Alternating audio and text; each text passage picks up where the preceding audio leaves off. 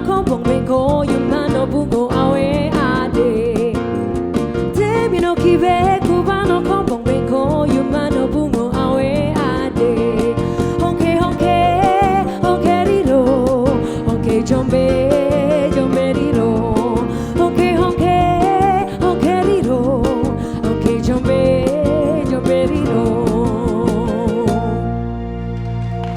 Selamat malam pemirsa. Dari sudut istana ini saya mencatat beberapa kali di dalam rapat terbatas Presiden Jokowi menegaskan masa depan kompetisi kita salah satunya ditentukan oleh industri kreatif. Kemampuan kita untuk bersaing, penyerapan tenaga kerja akan ditentukan oleh ekonomi kreatif. Pertempuran ke depan bukan sekedar lagi pertempuran konvensional. Produk-produk kreatif dari kerajinan tangan, lagu, film, sampai film animasi akan menjadi penentu masa depan, termasuk industri kuliner. Tanggung jawab untuk membawa masa depan dalam pertempuran baru itu, di dalam ekonomi kreatif, ada di pundak Kepala Badan Ekonomi Kreatif, Triawan Munaf. Di tangannya penyerapan tenaga kerja, di tangannya identitas nasional kita dalam hal kultur tertentu, dalam hal industri kreatif, menjadi tanggung jawab Triawan Munaf. Para pemirsa, kerja Kepala Badan Ekonomi Kreatif dalam tingkat praksis adalah sebuah cermin bahwa berpolitik adalah dalam rangka bernegara dan bernegara untuk kesejahteraan rakyat. Dari sudut istana, Herdina silakan. Ya baik, terima kasih Cak Kardi dan saudara, demikian tadi Sukardi Rinakit, tim komunikasi Presiden yang telah mengawali acara kita pada malam hari ini dengan tirai acara.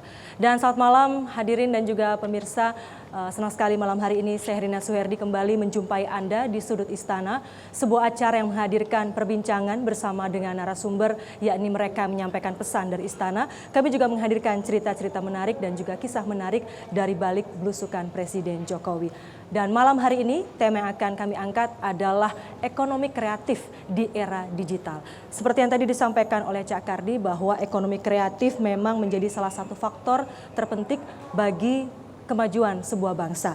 Dan sebuah negara dipandang maju dan beradab kini tidak lagi hanya berdasarkan pada kekuatan militer ataupun juga kekuasaan politiknya, tapi itu tadi yaitu kepada budaya dan ekonominya atau soft powernya. Kita akan bicara banyak mengenai hal ini bersama dengan narasumber kami di Sudut Istana malam hari ini. Untuk itu langsung saja kami undang Kepala Badan Ekonomi Kreatif Bapak Triawan Munaf. Silakan Pak. Selamat malam Pak, terima kasih Bapak sudah hadir. Ya, Pak, kalau kita bicara mengenai ekonomi kreatif dan juga Badan Ekonomi Kreatif, ini adalah sebuah institusi atau lembaga yang dibentuk, didirikan oleh Presiden Jokowi. Umurnya belum lama gitu ya Pak ya, tapi kita ingin tahu sebetulnya kalau kita bicara mengenai ekonomi kreatif yang menjadi urusan dari Badan Ekonomi Kreatif itu apa Pak? Apakah bicara hanya seputar kerajinan atau apa sebetulnya? Ya. Di bawah Badan Ekonomi Kreatif itu ada 16 subsektor. Banyak yang 16 subsektor yang sehari-hari kita lihat, sehari-hari kita alami, sehari-hari kita gunakan. Yang sehari-hari kita lihat penciptaan inovasi-inovasi barunya. Seperti ini ya Pak, ya. Seperti di slide. Nah ini mungkin dalam bahasa Inggris ya, tapi sama saja ada digital. Sekarang kita di dunia digital, kita harus juga mengembangkan itu. Arsitektur, interior design, visual communication, dan semua desain-desain yang ada, ya, Pak, desain grafis, desain interior, ya, fashion film, musik, fotografi, banyak sekali yang harus dikembangkan, mengejar ketertinggalan kita sebagai sebuah negara yang sebetulnya punya kekayaan budaya untuk kita kawinkan dengan ekonomi. Terutama terkait dengan intellectual property gitu ya Pak ya. Itu mungkin harus ada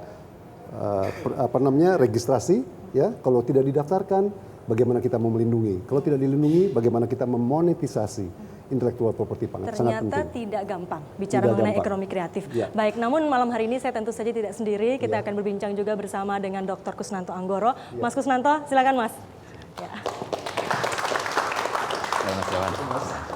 Mas Kusnanto. Jadi kalau kita bicara soal ekonomi kreatif, Mas Kusnanto punya pandangan apa atau catatan apa? Ya sangat penting ya. Ini saya kira bukan melulu persoalan potensi ekonominya yang sangat besar, tapi juga karena yang pertama ini mencerminkan sesuatu yang bersifat kultural, sehingga keindonesiaan, local geniuses dan seterusnya itu kemungkinan nanti akan bisa tumbuh. Jadi ini adalah sebuah persoalan perjuangan untuk identitas, katakanlah. Kemudian yang kedua, saya kira itu juga berkaitan dengan katakanlah kreativitas. Berbeda dengan sektor ekstraktif misalnya, itu praktis tidak mungkin ada semacam konsekuensinya pada katakanlah degradasi lingkungan dan sebagainya. Jadi ini juga merupakan salah satu simbol dan manifestasi dari bagaimana ekonomi hijau, katakanlah begitu. Tentu masih ada beberapa lain lah, tapi tugasnya memang berat karena ya enggak tahu lah, menurut pengalaman mungkin lebih dari 10 tahun Mas ya sebenarnya seharusnya ya untuk bangun. 15 tahun malah. Nanti kita bisa diskusikan. Kita bicara lebih panjang lagi nanti seberat apa sih sebetulnya tugasnya, lalu sudah sampai di mana ini perjalanannya gitu ya. Silakan Pak. Kita duduk sambil bicara sambil.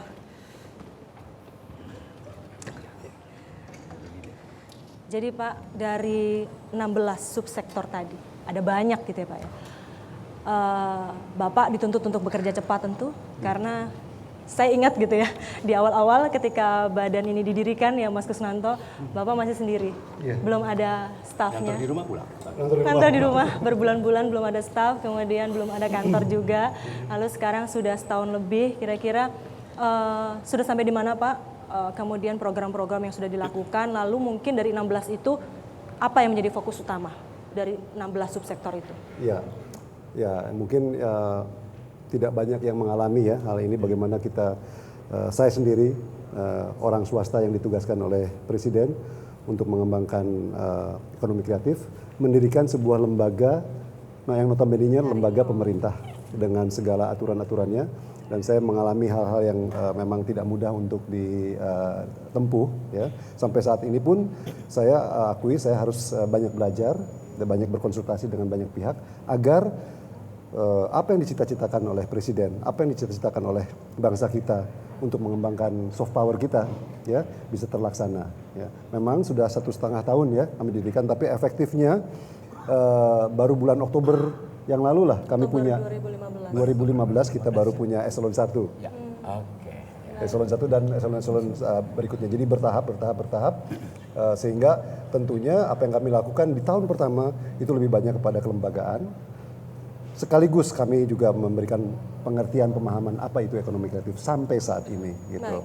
Tapi tentu ada fokus-fokus utamanya kan ya Pak ya. Dari 16 itu kalau memang mau dikejar cepat semua kan mungkin agak tergopoh-gopoh gitu ya. Tentu ada yang menjadi fokus utama dari 16 itu, mana yang difokuskan? Ya, jadi gini, sebetulnya ada 3 industri yang sudah sangat besar, industri kreatif yang sangat besar, yang kontribusinya kepada dunia kreatif itu ekonomi kreatif itu sangat tinggi, yaitu fashion, ya hampir 31%, kuliner, ya lebih dari 30%, lalu kerajinan, craft, yang sudah kita tahu sejak lama kekayaan kita itu sudah dimanifestasikan dalam bentuk-bentuk kerajinan yang kaya gitu ya. Nah 3 hal ini kontribusinya sampai sekarang dan pertumbuhannya luar biasa ya. Nah bagaimana kami tidak saja 3 bidang ini yang harus kami akselerasi pertumbuhannya dan juga harus ditingkatkan potensinya, karena banyak sekali dari ketiga hal ini sebetulnya potensinya lebih daripada yang ada sekarang ya.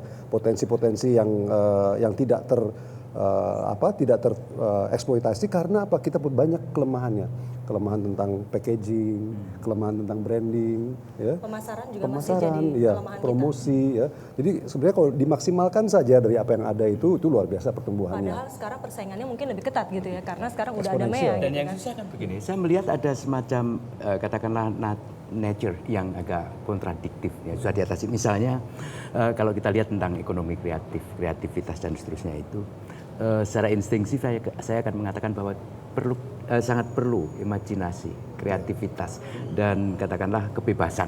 Ini istilah sederhana ya. Tapi di lain pihak sebagai katakanlah badan negara ada regulasi, ini ada itu. Mungkin bukan hanya di badan ekonomi kreatif, tapi di tempat lain. Katakanlah yang menyangkut tentang katakanlah nanti ada semacam digital economy dan seterusnya itu kan di situ ada. Nah ini gimana ini Pak Kepala Badan ya? Dunia kreatif adalah dunia yang sangat dinamis. Hari ini kita nggak tahu bahwa besok ada seorang Joy Alexander kita nggak tahu besok lusa ada siapa, Joko yang apa, siapapun yang punya kemampuan luar biasa yang harus kita bantu, ya. Tapi dengan aturan yang ada, terus terang kami ada sulit menghadapi perkembangan dunia kreatif yang dinamis dan eksponensial sekarang ini percepatannya karena ada digital. Ya, sedangkan penganggaran kita itu harus tahun sebelumnya kan. Ya. Nah, hal-hal ini yang menjadi tantangan. Boleh dikatakan dananya ada, tapi untuk mengeluarkan dana itu tidak mudah.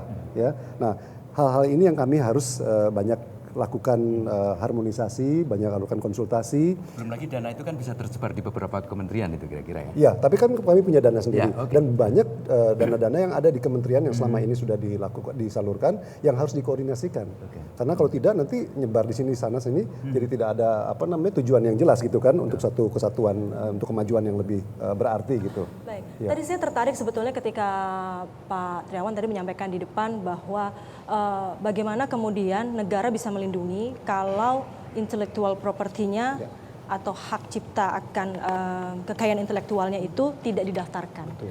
Apakah kemudian memang mungkin pencatatannya ada di Kemenkumham tetap ya Pak ya.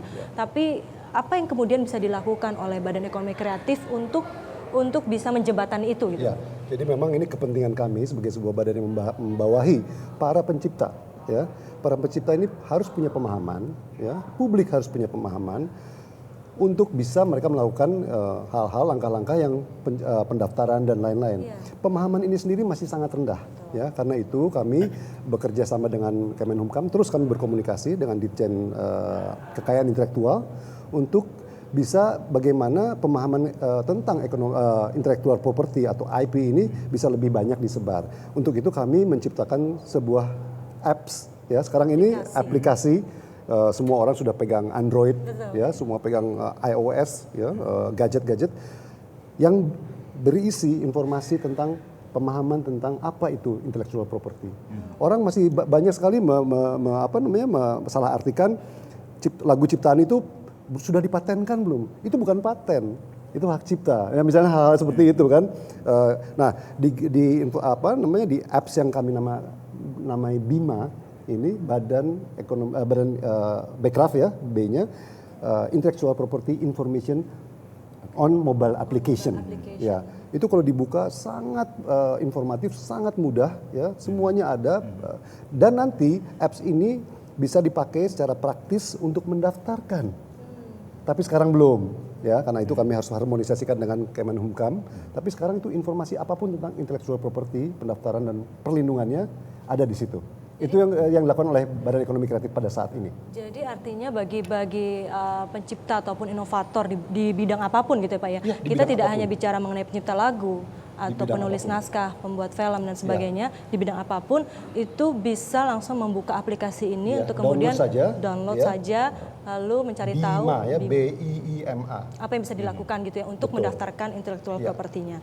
Lalu kalau kita bicara lagi Pak, misalnya musik gitu ya. Ini kan juga yang menjadi salah satu keluhan dari banyak pelaku industri musik ini adalah pembajakan ya Pak ya.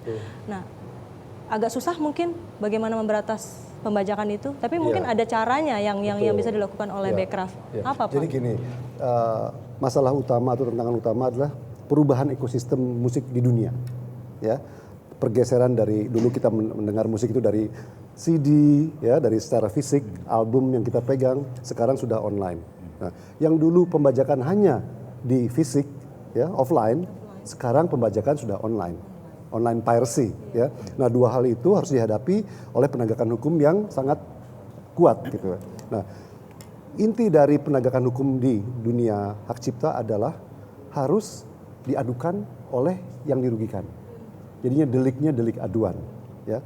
Polisi atau penegak hukum melihat satu barang bajakan di depan kantor polisinya tidak akan bisa menindak apa-apa kalau tidak ada pengaduan dari pemilik hak ciptanya. Nah, pengaduan itu harus berkualitas.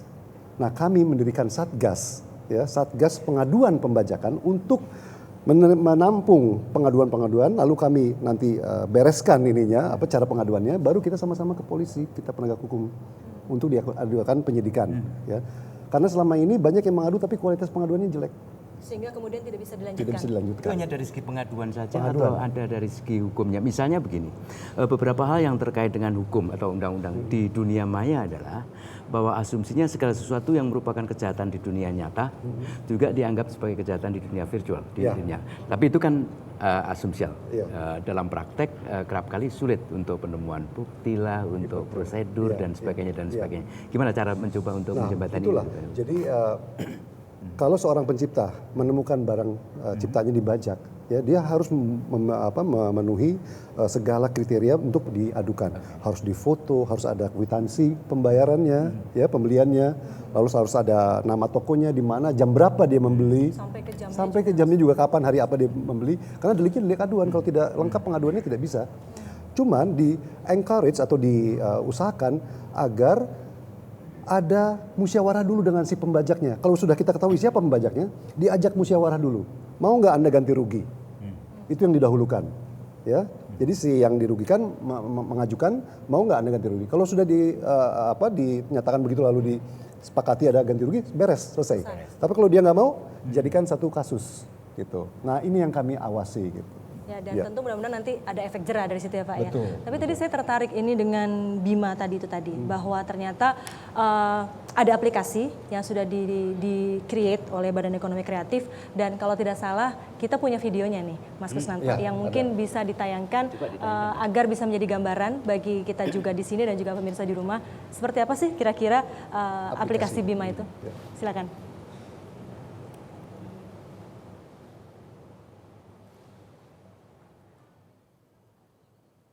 Ini kira-kira aplikasi informasi ya seperti ini ya Pak ya. Jadi baik. Ada suaranya? Ada suaranya. Seharusnya ada suaranya ya, tapi kira-kira ini bisa jadi gambaran, kira-kira akan seperti ini. Aplikasi yang bisa di-download oleh para pencipta dan inovator untuk kemudian mendaftarkan. Bagaimana cara mendaftarkan hak ciptanya. Lalu juga kalau saya tidak salah ada lagi Tell Me dan Icing ya Pak ya? Betul, ya. Mungkin bisa cerita sedikit Pak mengenai Icing itu apa? Icing adalah usaha kami untuk bisa menyatukan persepsi kualitas dari apa yang kita miliki di Indonesia waktu kita melakukan pameran di luar negeri, waktu kita melakukan showcase dari produk-produk kita dengan nama Indonesian Creative Incorporated, Icing. Sebetulnya idenya dari icing. Icing itu adalah hiasan dari icing on the cake. Oh iya. Nah, kita ingin icing ini menjadi sebuah hiasan yang indah dari kue, dari budaya kita, dari kekayaan soft power kita untuk bisa dipersembahkan dalam umbrella yang utuh yang sama. Sementara ini setiap kita berpameran di luar negeri selalu ini beda, itu beda ya, nggak pernah ada kesatuan, nggak pernah ada konsistensi. Jadi nanti kami warnanya sama, gitu, warnanya sama, satu warna. Jadi orang tuh dapat mengenal, oh icing ini adalah Indonesia gitu, ya. Semua yang ada di bawah kami 16 subsektor ini akan ada di bawah icing ini dalam berpromosi gitu nantinya. Jadi tidak hanya mempromosikannya, tapi juga bagaimana mengemasnya serta membuatnya menjadi satu rasa yang sama gitu ya. Ada satu brand yang sama yang mudah dikenal karena di dunia ini ada ratusan negara ya. Ya kan? Kita harus salah satunya harus muncul, harus terasa. Mungkin nanti akan ada juga makanan Indonesia, khas Indonesia yang kemudian nanti akan dibuat menjadi mendunia gitu ya. Kalau dibandingkan dengan beberapa negara ASEAN, kira-kira di mana tempat kita ini dalam hal ini? Baik ekonomi kreatif. Ya, banyak sekali kekurangan kita terus terang ya. Bantuan negara di bidang ekonomi kreatif ini di beberapa negara di ASEAN ini sudah sangat established ya. Seperti di Malaysia, kalau orang membuat film di Malaysia mendapat pengembalian pajak 30%. Seperti hal banyak sekali yang kita belum punya sama sekali. Semacam insentif, betul, stimulus untuk para investor, untuk para pencipta bisa menciptakannya di Indonesia. Ya. Dan regulasinya kalau tidak salah sedang digodok ya. Sedang kami godok. Baik, nanti kita akan bicara lebih banyak juga mengenai hal itu, tapi kita harus jeda terlebih dahulu. Dan saudara tetaplah bersama kami di Sudut Istana, kami akan segera kembali. Ragaku dan jiwaku kan selalu jaga hidupmu, taklukkan semua penjuru, berkibarlah merah putihku.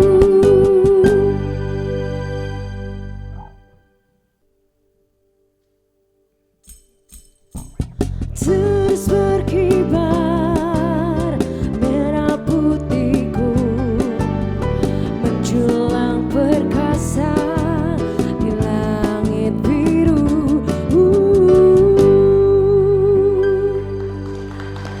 Ya, terima kasih Anda kembali bersama kami di Sudut Istana dan kita tengah berbincang mengenai ekonomi kreatif di era digital. Pak Triawan, tadi kembali kita menyambung pembicaraan yang tadi ya Pak ya, mengenai bahwa sekarang ini sedang ada regulasi yang tengah digodok oleh pemerintah, tidak hanya Badan Ekonomi Kreatif sendiri tapi juga yang terkait mengenai bagaimana kemudian ini bisa mendorong produksi film dan juga investasi di bidang perfilman. Sampai di mana Pak ini? Ya, jadi begini, ada dua hal yang harus kita perhatikan ya. Pertama adalah pemerintah sudah berhasil menghapuskan film dari DNI. Ya, jadi akan ada perpres yang sudah ditandatangani oleh Bapak Presiden bahwa film dibebaskan untuk dilakukan investasi oleh investor dalam negeri maupun investor luar negeri. Ya, kalau tadinya selama 35 tahun kita dibatasi oleh bisanya investor luar negeri untuk masuk, sehingga banyak sekali membatasi perkembangan film nasional, ya, termasuk production, distribusi, dan juga bioskopnya. Perkembangan bioskop itu sangat lamban di Indonesia. Ya. Untuk 252 juta penduduk Indonesia hanya punya 1.117 bioskop, ya, sebanyak bioskop yang ada di kota Beijing. Padahal kita memerlukan bioskop yang banyak sekali dan Bapak Presiden berulang kali mengatakan ini harus diperbanyak. Nah, untuk menjalankan itu harus dibuka permodalannya ya, karena kita selama ini permodalan tidak cukup untuk bisa membangun itu. Lalu kedua tadi tentang kerjasama atau kerjasama antara kami dengan pemegang undang-undang film, ya, Undang-Undang 33 tahun 2009, yaitu Kemendikbud, ya. Harus ada, sedang kami proses, harus ada pembagian tanggung jawab dan kewenangan, ya, untuk mengembangkan film, di mana kami ditugaskan untuk mengembangkan film dari ekonominya. Nah, dengan dibukanya DNI tadi, ini semakin berpotensi, semakin bisa berkembang, dan kami sekarang sedang memacu bagaimana kerjasama Badan Ekonomi Kreatif dengan Kemendikbud bisa lebih lancar ke depannya. Jadi ini bisa menjadi harapan baru ya maksudnya bagi insan perfilman kita ya. Karena ada rencana juga untuk membuat semacam undang-undang ekonomi kreatif. Iya, betul. Ya, nah jadi udah sampai tahap rancangan undang-undang yang mudah-mudahan sudah masuk ke balik ya. Inisiatif dari siapa? Dari Inisiatif sebetulnya datangnya awalnya dari DPD. Dari DPD ya, tapi sekarang harus sudah masuk ke DPR dan kami ingin undang-undang ini bisa segera terlaksana, yang sifatnya general, tidak terlalu mengikat, ya, untuk ekonomi kreatif bisa mempunyai satu pegangan yang lebih kuat ke depannya begitu, ya. Saya kira memang harus hati-hati betul pemerintah nanti dalam pembahasan itu, betul, ya. Karena menurut pengamatan saya hampir semua undang-undang yang dihasilkan sejak tahun 2002 sampai sekarang itu selalu mengandung pasal yang sifatnya kriminalisasi. Saya kira ini bahaya karena tidak mungkin kita di satu sisi ingin mendorong tentang kreativitas dan sebagainya, tapi di sisi lain memberikan constraint tentang kriminalisasi. Jadi saya kira itu perlu juga nanti untuk didiskusikan lebih lanjut. Apalagi ini kan inisiatifnya bukan dari pemerintah, toh? Nah, itu sebabnya. Gitu. Baik. Selain memang regulasi yang penting ya, terus kemudian juga kalau saya tidak salah bahwa Badan Ekonomi Kreatif ini juga tidak hanya kemudian menyiapkan payung-payung hukum, toolsnya dan sebagainya untuk pelaku di industri ekonomi kreatif, tapi juga membekali para ibu-ibu yang sebetulnya tidak ibu-ibu yang tidak bekerja begitu ya. Lalu kemudian dibekali dengan yang namanya coding mom ya. Apa itu Pak? Ya gini. Jadi tadi kan ini ekonomi kreatif di dunia digital, di era digital. Di era digital. Ya. Itulah yang kita menjadi perhatian dari kami. Dunia digital ini memerlukan banyak sekali orang-orang yang punya skill, ya, yang punya kemampuan untuk menjadi penjahit. Kalau kita setiap hari melihat apps yang ada di handphone kita yang semakin banyak, tidak begitu saja apps itu diciptakan. Kalau kaitannya baju itu mesti ada penjahitnya kan, pemasang kancingnya, yang menjahit ininya, masang kerahnya. Nah, coding itu adalah satu proses untuk bisa menjadikan satu gagasan ide, ya, satu usaha untuk menjawab solusi-solusi yang ada di dunia ini melalui apps yang harus dijahit oleh orang-orang yang banyak sekali. Ya. Nah, kami dua yang kami sasar. Kita menyediakan atau memenuhi sebanyak mungkin para orang yang tenaga kerja yang skillful, yang memiliki kemampuan untuk coding. Termasuk para ibu ini. Nah, kedua kita memberikan kesejahteraan kepada ibu-ibu yang selama ini tinggal di rumah, tapi punya pendidikan yang cukup untuk bisa belajar selama 3 bulan untuk memiliki penghasilan tambahan sambil bekerja di rumah.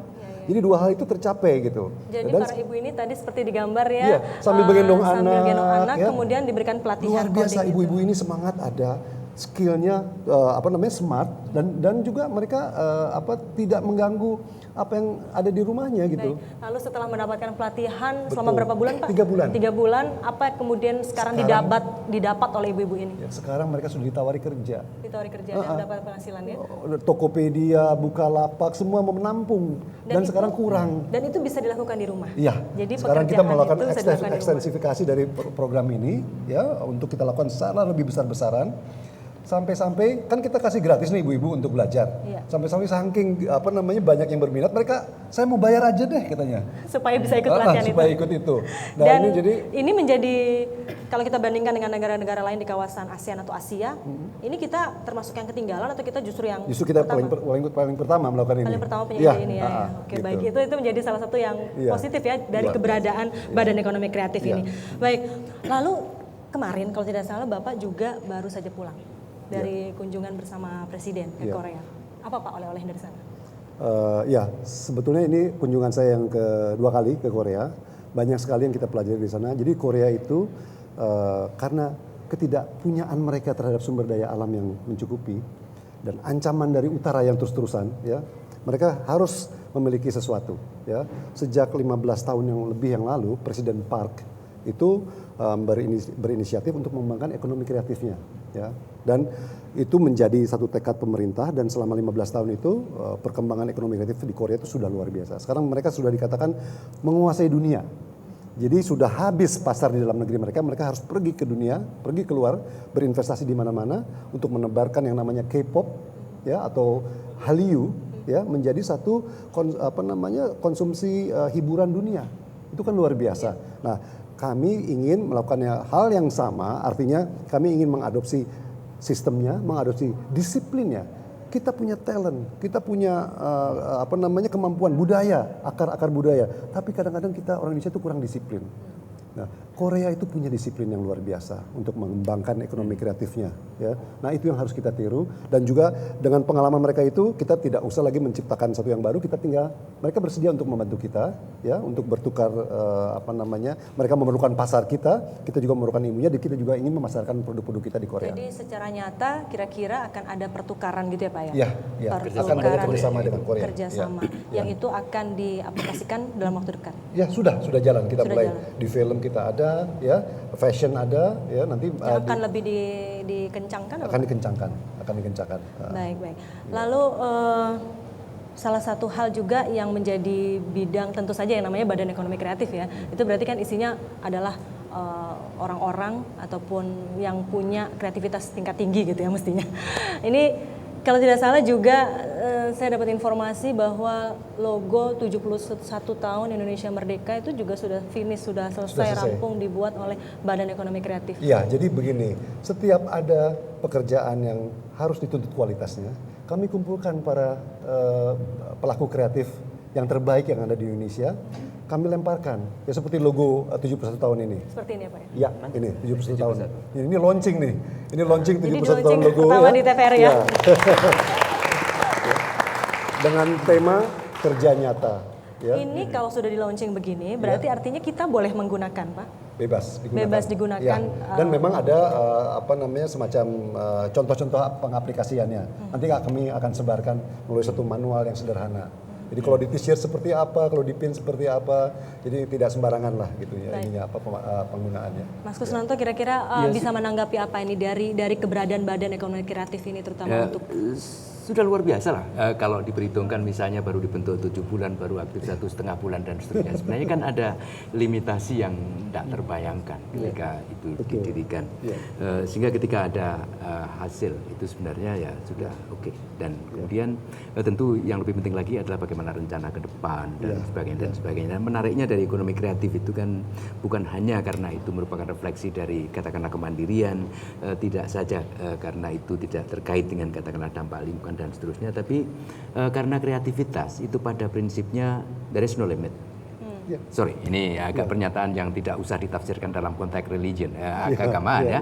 Tapi artinya ini kan jadikan demikian itu merupakan sesuatu yang luar biasa. Ya, saya selalu bilang bahwa sumur-sumur minyak akan habis, Ya, tapi sumur-sumur sumber kreativitas itu tidak ada pernah bawahnya. Tidak ada Jadi batasnya. mudah-mudahan saya justru berharap bahwa katakanlah dalam beberapa tahun ke depan, saya tidak tahu apakah 2019 atau 2024, pada akhirnya Indonesia itu akan bisa katakanlah menitik beratkan katakanlah APBN atau pendapatan dan seterusnya itu dari ekonomi kreatif. Mas begini katanya, ini kata Ketua Kepala BPS, tahun 2015 pertumbuhan kita year on year hampir 5% kan ya? 5%, ya. Pada saat harga komoditi turun, pada saat harga minyak bumi turun, tambang turun, tapi kok masih bisa 5%?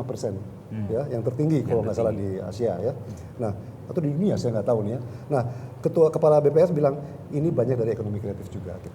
Jadi kami optimis dengan penghitungan BPS yang baru, sensus yang dilakukan pada bulan Mei ini, nanti perhitungan ekonomi kreatif akan lebih baik lagi. Lebih baik lagi. Iya, Jadi jadi akan tantangannya kelihatan. kan juga masih banyak ini, karena saya yakin misalnya yang pertama kan resource konsolidasi resource karena masih tersebar di berapa ya? Kita 10, 12 departemen, ya, kementerian, kan tidak mudah untuk bukan mengambil, tapi katakanlah mengkoordinasikan itu untuk menjadi resources yang bisa dikembangkan oleh Badan Ekonomi Kreatif.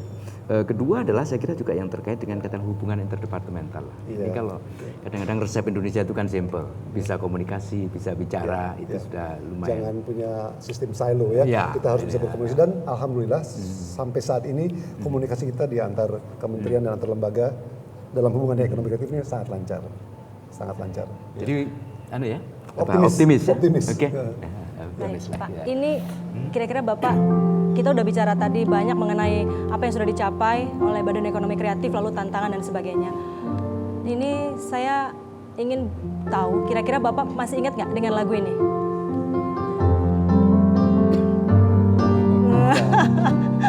Judulnya apa, Pak? Judulnya Geregetan kepada Ekonomi Kreatif.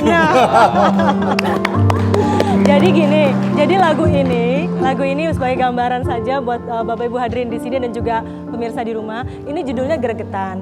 Sebetulnya ini lagu yang populer ya belakangan ini karena dinyanyikan kembali oleh penyanyi muda. Tapi sebetulnya ini lagu lama yang dulu hits dibawakan oleh sebuah band yang berasal dari Bandung namanya Giant Step, bener ya.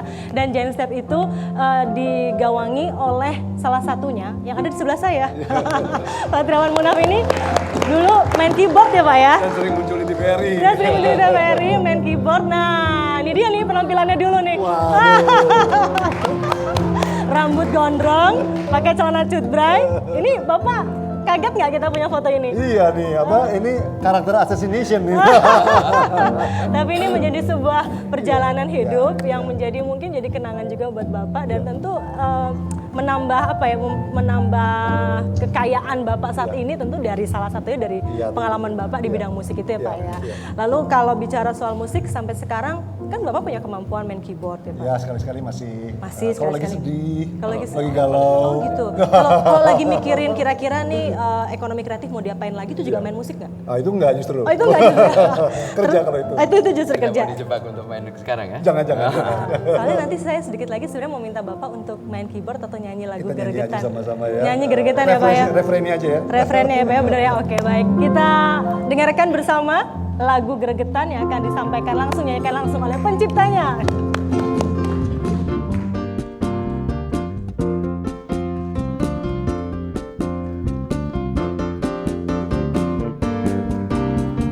Geregetan, tuh aku geregetan, apa yang harus ku lakukan?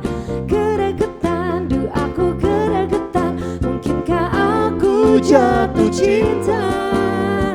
Ku coba, ku sapa dirinya, ku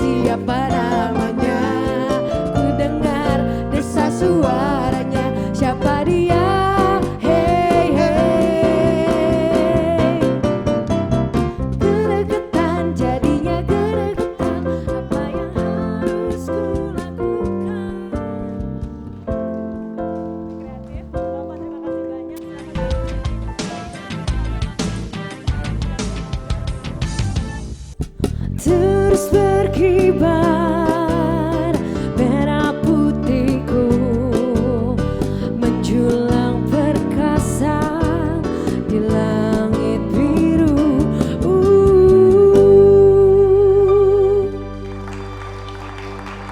Ya, Anda masih bersama kami di Sudut Istana dan saudara di segmen berikutnya ini kalau tadi kita sudah berbincang bersama dengan Kepala Badan Ekonomi Kreatif, kini kita akan bicara dengan seseorang.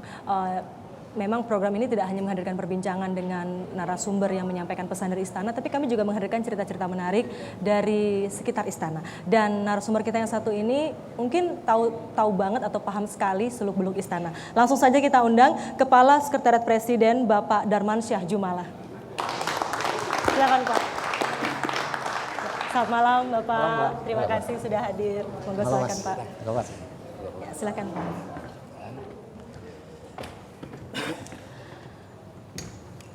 Pak Jumalah, sebagai Kepala Sekretariat Presiden, apa sih Pak tugas-tugas Kepala Sekretariat Presiden itu?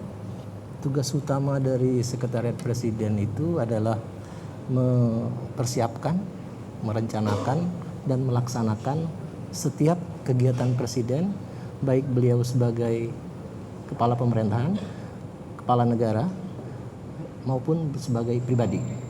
Jadi kegiatan keseharian juga itu menjadi tanggung jawab dari Sekretariat Presiden. Wah, banyak sekali pekerjaannya. Karena pribadi Presiden itu melekat di dalamnya adalah simbol negara. Jadi sebagai simbol negara beliau adalah kepala pemerintahan dan kepala negara. Perasaan nih, gini, yang saya tahu kan sebelumnya pernah di Departemen Luar Negeri, diplomat, duta besar dan seterusnya yang pada prinsipnya kira-kira banyak ngomong lah, artinya itu untuk persuasi dan sebagainya kan itu. Nah sekarang dalam kapasitas sebagai Kepala Sekretariat Kepresidenan itu kan lebih banyak bekerja. Nah transformasi seseorang dari banyak bicara jadi banyak kerja kan angel, susah itu. Gimana bisa? Enggak juga ya karena itu tuntutan kerjaan sebagai profesional ya kita harus menyesuaikan diri. Memang kerjaan saya dulu sebagai diplomat di Kementerian Luar Negeri ya kalau nggak ngomong bukan diplomat namanya. Jadi harus banyak ngomong. PR-nya ya Pak. Nah itu PR. Jadi harus ngomong. Tapi setelah masuk istana justru kita nggak banyak ngomong. Harus banyak kerja. Kerjanya pun kerja lapangan. Karena mengingat dari karakter pekerjaan di istana ini dalam melayani Bapak Presiden lebih banyak pergi ke lapangan yaitu berusukan. Nah itu kerja lapangan. Jadi di situ transformasi seorang Jumalah, orang yang selama ini di belakang meja, di ruang sidang, bertransformasi menjadi seorang Jumalah yang di lapangan. Nah ini suatu pengalaman yang paling menarik bagi saya. Baik, dan kalau tidak salah pada waktu Bapak meraih gelar doktor itu disertasinya itu adalah mengenai soft power dalam penyelesaian konflik. Aceh. Soft power berarti kan Pak. Ini apakah konsep soft power ini juga yang Bapak lakukan dalam tugas Bapak sehari-hari? Pendekatan-pendekatannya juga seperti itu atau gimana Pak? Iya, pendekatan soft power itu sebenarnya adalah suatu pendekatan dengan menggunakan daya persuasi, menggunakan daya bujuk, membujuk orang, persuade, bukan dengan gaya to enforce atau menekan. Nah, dalam melaksanakan kerjaan istana, kita berhubungan dengan banyak sekali pihak yang semuanya itu alhamdulillah orang tingkat tinggi semua. Ya menteri, ya presiden, ya gubernur, dan semuanya itu harus kita layani dengan secara persuasif. Boleh diceritakan di sini nggak Pak? Kira-kira dukanya apa?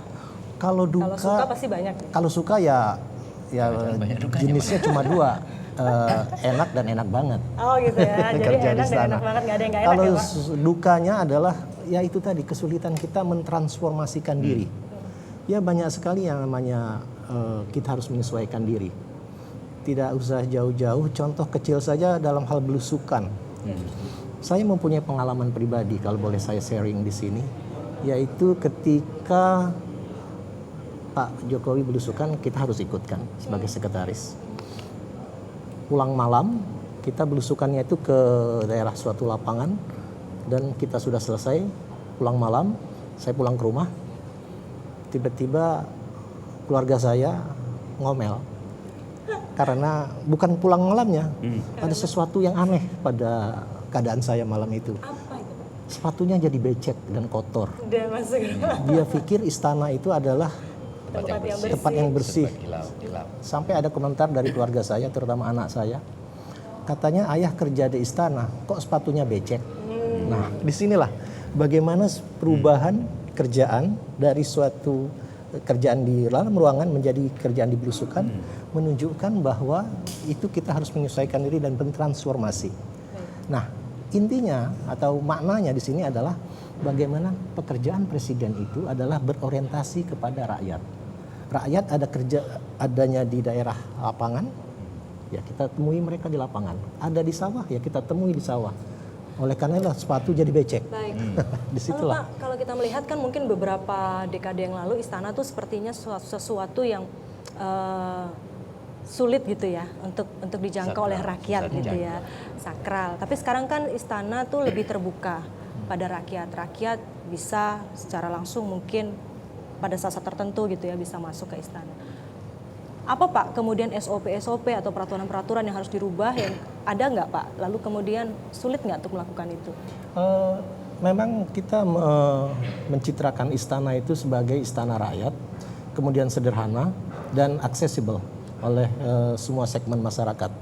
Itu sudah kita lakukan di dalam berbagai kegiatan di istana seperti ketika 17 Agustus.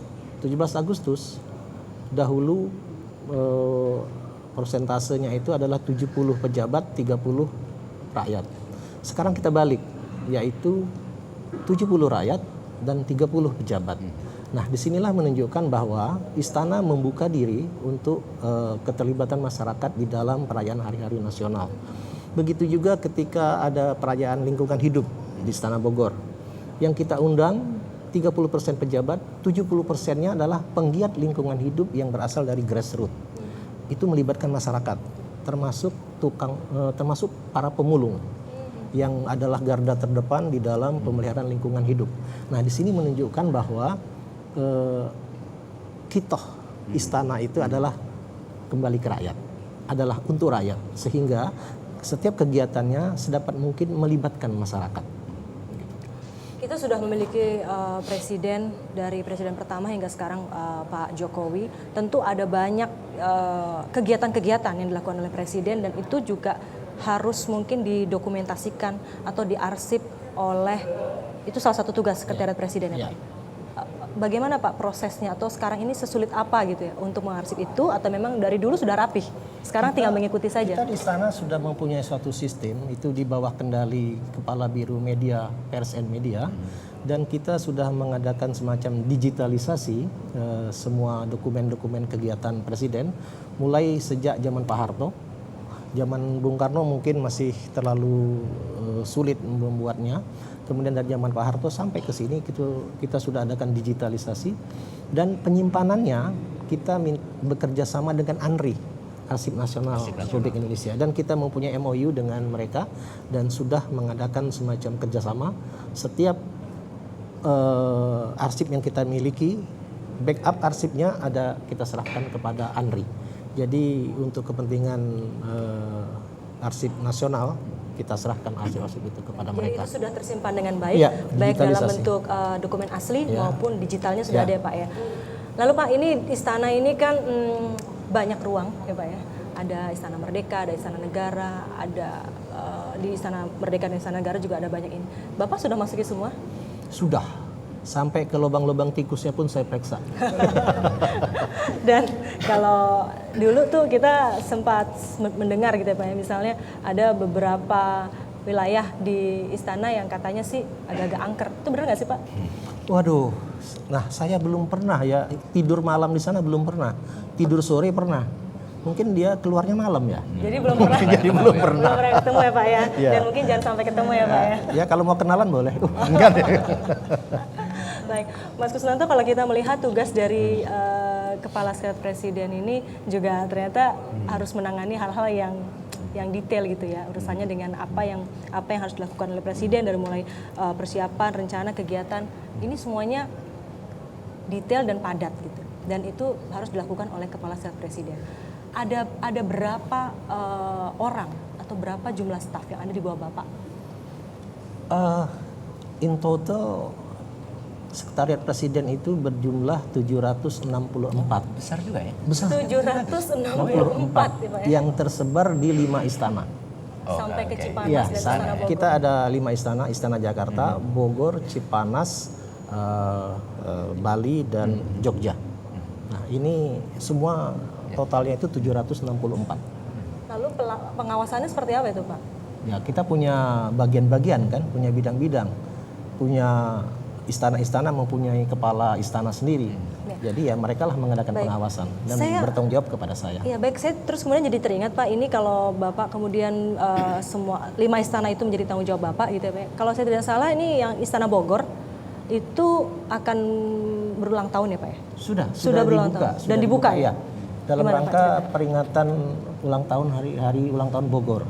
Dan Istana Bogor dibuka untuk umum dan diatur Mulai tanggal 2 hari yang lalu. Sudah 2 hari. 2 hari yang lalu sudah dibuka dan diadakan semacam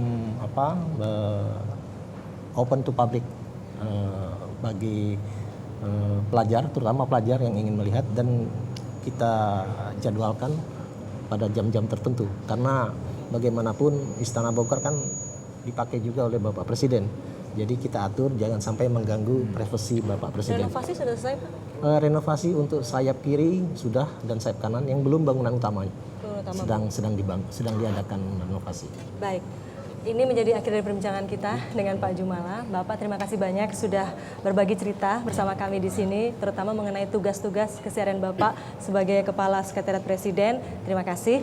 Dan tentu saja kita harus kembali bergabung bersama dengan Cak Kardi untuk mendengarkan mungkin kira-kira ada cerita menarik apa lagi Cak Kardi dari Tadi balik saya kunjungan. berharap kalau ada pertanyaan tentang rambut Pak Djumala yang putih, Yang putih, gitu. iya. Karena itu penting sekali. Gimana? Kami kalau sudah di kerumunan gitu kan, susah mencari di mana kira-kira mobilnya. Saya selalu cari mana rambut putih. Mana rambut putih? Itu Pak itu Djumala di kelihatan situ ya? dari jauh. Jadi saya bisa menuju di mana mobil saya ada gitu. Untuk itu Itu ketika warnanya- kita sedang belusukan. Tapi bukan itu cerita saya di balik belusukan hari ini. Presiden Jokowi meskipun sedang melakukan kunjungan ke luar negeri, sebenarnya perhatiannya, hatinya, pikirannya seluruhnya tetap di tanah air. Misalnya ketika terjadi bencana kebakaran hutan waktu itu dan bencana asap, Presiden dari Washington memutuskan langsung terbang ke Palembang.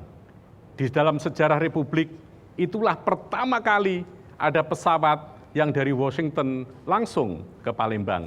Sehingga Pak Djumala sebagai orang asli Palembang mengatakan, wah ini jangan-jangan skenario saya bekerja. Kami menuduh ini skenarionya Pak Djumala, sehingga Presiden memutuskan langsung ke Palembang. Pak Djumala sebagai orang Palembang mengatakan, kalau begini berkaitan dengan industri kreatif, saya mau bikin pempek Washington. Pasti laku. Selain itu, ada juga waktu sarapan pagi itu, Karo Protokol, Kepala Biro Protokol Ari Setiawan, tidak mau kalah. Pak, Palembang tidak ada apa-apanya dibanding dengan Sleman, Yogyakarta. Jalannya besar, udaranya dingin. Pak Djumala tidak mau kalah. Palembang sama dengan Washington, ada water tower. Ari tidak bisa menjawab. Maka Pak Sesmil, Pak Hadi Cahyono menengahi, jangan khawatir. Di Sleman, di Yogyakarta banyak water torrent. Para pemirsa, di antara kesibukan kami belusukan, kadang-kadang kami bercanda seperti itu. Hanya saya membayangkan, apa kira-kira komentar Presiden ketika melihat anak buahnya bercanda seperti itu. Saya yakin Presiden hanya geleng-geleng kepala. Para pemirsa, dari sudut istana ini, dari sudut rumah para pemirsa, dan dari sudut tanah air, jangan pernah lelah mencintai Indonesia.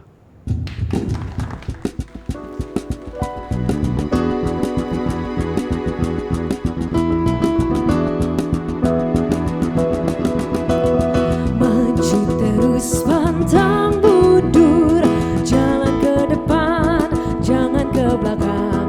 Maju terus pantang mundur demi kebenaran.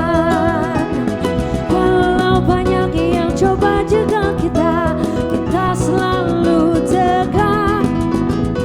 Walau orang coba gagalkan kita, kita pasti bertahan. Maju terus pantang mundur,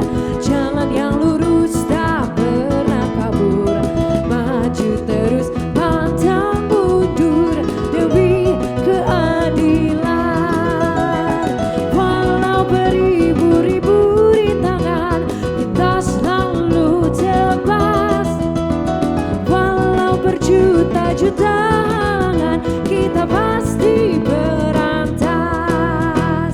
Maju terus pantang mundur, jangan ke depan, jangan ke belakang. Maju terus